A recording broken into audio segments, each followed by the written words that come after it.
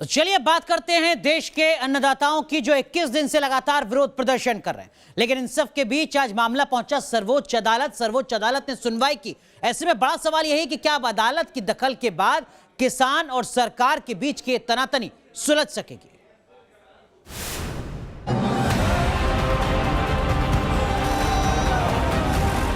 कड़ाके की ठंड में दिल्ली की सीमा पर किसानों का आंदोलन जारी है। पिछले 21 दिनों से वही तस्वीर, वही परेशान किसानों के, वही आक्रामक तेवर। सरकार सफल नहीं हो रही, लिहाजा सुप्रीम कोर्ट को दखल देना पड़ा है। क्या सुप्रीम आदेश से होगा किसान आंदोलन का समाधान? किसान आंदोलन के बीच सुप्रीम कोर्ट में किसान आंदोलन को लेकर दायर याचिकाओं पर सुनवाई हुई। नए कृषि कानून को लेकर सरकार और किसान संगठनों के बीच गतिरोध लगातार जारी है। दिल्ली की सीमाओं पर किसान एकजुट हैं, धरना प्रदर्शन कर रहे हैं और इन सब के बीच आज सुप्रीम कोर्ट समाधान की पहल करता हुआ नजर आया है। सुप्रीम कोर्ट में दायर एक याचिका में मांग की गई थी कि दिल्ली की सीमाओं पर जो किसान एकजुट हैं उन्हें तुरंत वहां से हटाया जाए, क्योंकि इससे दिल्ली आने जाने वाले लोगों को आवागमन में दिक्कत हो रही है और कहीं ना कहीं ये भीड़ कोरोना संक्रमण के जोखिम को भी बढ़ा रही है। पूरे मामले में सरकार की तरफ से सॉलिसिटर जनरल तुषार मेहता ने पक्ष रखा। केंद्र की तरफ से कहा गया कि सरकार पहले और अभी भी बातचीत के लिए तैयार है। मुश्किल किसानों का हां और ना का रवैया है। कई मंत्रियों ने उनसे बात की, लेकिन वो मानने को तैयार नहीं हैं। किसान बातचीत नहीं कर रहे। सरकार और किसानों की वार्ता सफल नहीं हो पा रही। लगातार गतिरोध बना हुआ है। इस आंदोलन पर सरकार के मंत्री पहले से सवाल उठा रहे हैं। कोर्ट में केंद्र की तरफ से कहा गया कि ऐसा लगता है कि कुछ स्वार्थी तत्व किसान आंदोलन के ऊपर हावी हो चुके हैं। सरकार ऐसा कुछ भी नहीं करेगी जिससे किसानों के हितों को नुकसान होगा। चीफ जस्टिस एस बोबड़े की अगुवाई में जजों की 3 सदस्यीय बेंच पूरे मामले की सुनवाई कर रही है। सुप्रीम कोर्ट की तरफ से मामले में कमेटी के गठन की बात कही गई है। चीफ जस्टिस बोबड़े ने कहा कि ऐसा लगता है कि सिर्फ सरकार के स्तर पर यह सुलझने वाला नहीं है। कमेटी बातचीत कर समाधान तक पहुंच सकती है। ये जल्द ही राष्ट्रीय मुद्दा बन जाएगा।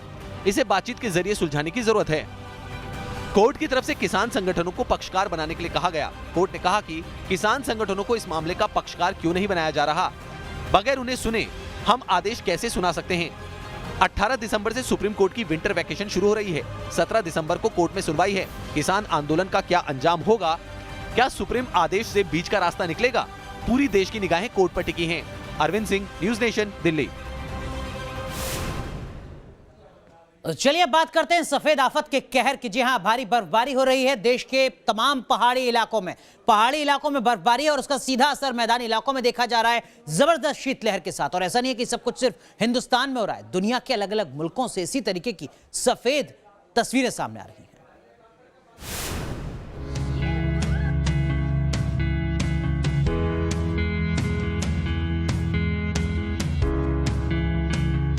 ऊंचे ऊंचे पेड़ बर्फ की चादर ओढ़कर सफेद संगमरमर जैसे नजर आ रहे हैं। पहाड़ों पर बर्फ ने कब्जा कर लिया है तो जमीन पर कई इंच बर्फ जमा हो चुकी है। ये बर्फ की दुनिया है जहां सब कुछ बर्फबारी में समाया दिख रहा है। ये तस्वीरें जम्मू कश्मीर के गुलमर्ग की। बर्फबारी के बाद यहाँ का नजारा बदल चुका है। पहाड़ों की तस्वीर देखकर मन को सुकून मिल रहा है। यहाँ एडवेंचर स्पोर्ट्स की तैयारियां चल रही है। टूरिज्म डिपार्टमेंट सैलानियों को आकर्षित करने के लिए स्नो स्कूटर रेस जैसी प्रतियोगिताएं आयोजित करवा रहा है।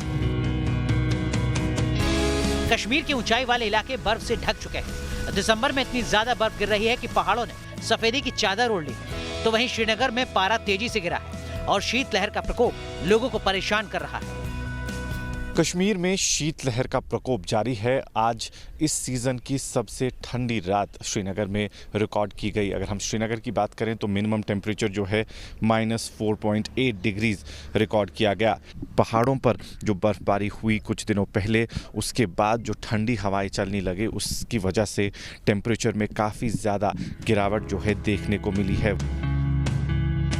उत्तराखंड के पहाड़ों ने बर्फबारी के बाद सफेदी की चादर ओढ़ ली है। ये तस्वीरें रुद्रप्रयाग जिले की हैं। यहाँ बर्फबारी के कारण लोग घरों में कैद होने को मजबूर हैं। हालांकि बर्फबारी को देखने के लिए बड़ी संख्या में सैलानी भी यहाँ पहुँच रहे हैं। अमूमन हर किसी को इंतजार होता है सेंटा का कि सेंटा आएंगे तो तोहफे लाएंगे, लेकिन पेरू में नारकोटिक्स डिपार्टमेंट के अफसर क्रिसमस के माहौल का इस्तेमाल करते हुए ड्रग तस्कर्स को पकड़ने में कामयाब रहे। सेंटा बनकर नारकोटिक्स अफसर किस तरीके से रेड डाल रहे हैं, इस रिपोर्ट पे देखिए।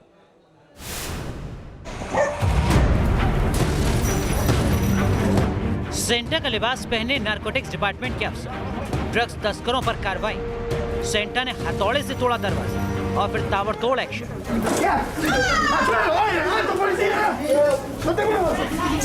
अफसरों ने आरोपी को किया काबू। सेंटर की एंट्री बिल्कुल फिल्मी है। वीडियो लीमा के बाहरी इलाके का है। यहाँ नारकोटिक्स डिपार्टमेंट की टीम ने ड्रग्स तस्करों को पकड़ने के लिए सेंटा का भेष बदल लिया। इस ऑपरेशन में 5 ड्रग्स ट्रैफिकर दबोचे गए हैं। इनके पास से बड़ी मात्रा में कोकीन, कैनेबिस और एक पिस्टल जब्त की गई। पेरू पुलिस ने इस अंडरकवर ऑपरेशन का वीडियो रिलीज किया है। T news nation.